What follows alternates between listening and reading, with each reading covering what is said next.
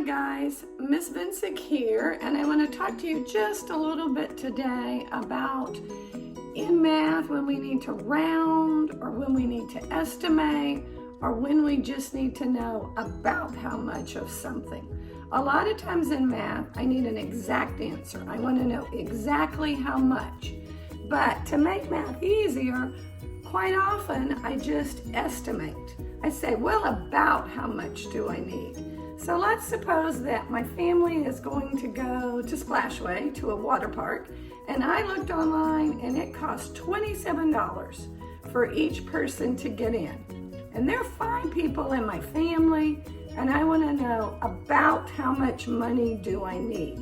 In my head, I can't just multiply 27 times 5, so I'm going to look for a number that might be easier for me to work with.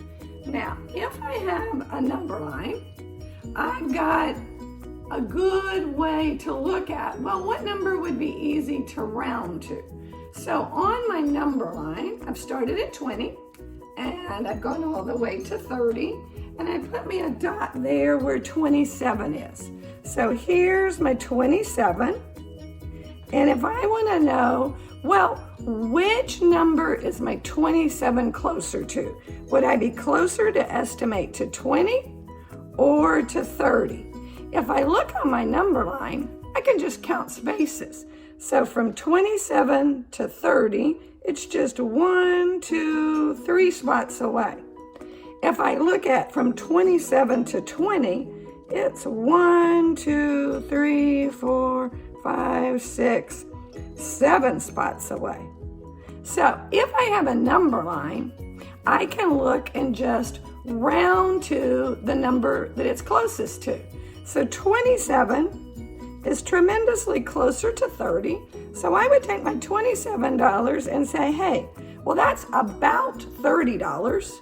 And it's easy for me to think, well, I've got 5 people in my family. 5 times 30, I need about $150. But I don't always have a number line with me. So I want an easier way to take care of this rounding or this estimating. So if I go back to what I learned in 4th grade math, 4th grade tells me, well, I underline the digit I want to round to, I circle the digit to the right of it, and then I use that digit in my circle, and I use that cute little saying we memorized, 4 or less, let it rest, 5 or more, bump up the score. And I'm looking at the digit sitting in my circle. 7 is bigger than 5, so 5 or more, 7 is 5 or more, and it tells me to bump up the score. I'm bumping up the 2, and I'm going to bump it up to a 3. And then everything behind it, all the smaller digits, I put a 0 there. So if I don't have my number line, I just use the 4 or less, let it rest, 5 or more, bump up the score. Okay, guys, let's practice some now.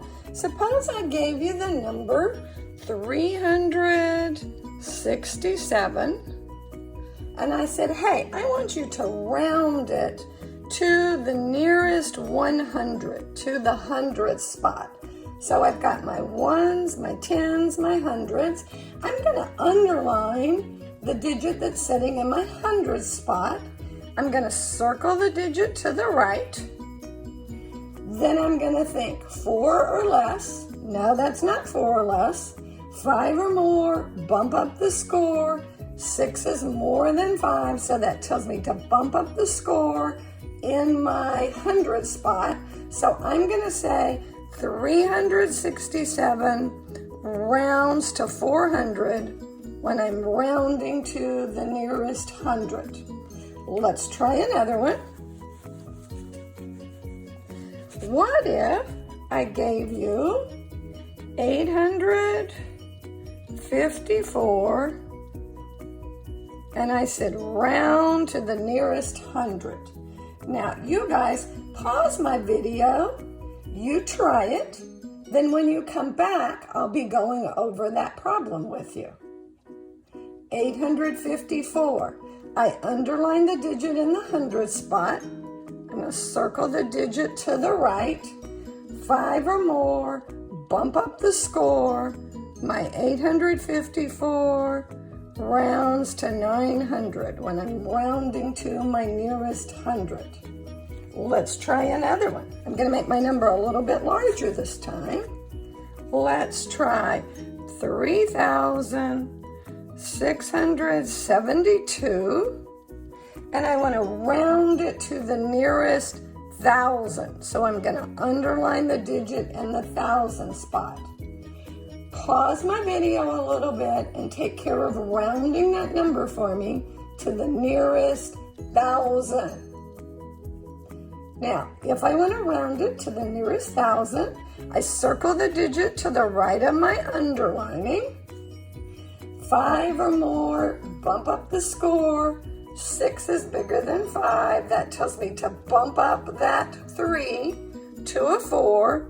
So 3,672 rounded to the nearest thousand, rounds to 4,000.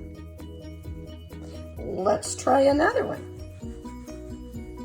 Try 572 and round to the nearest hundred. I'm going to underline the digit in the hundred spots. Pause my video.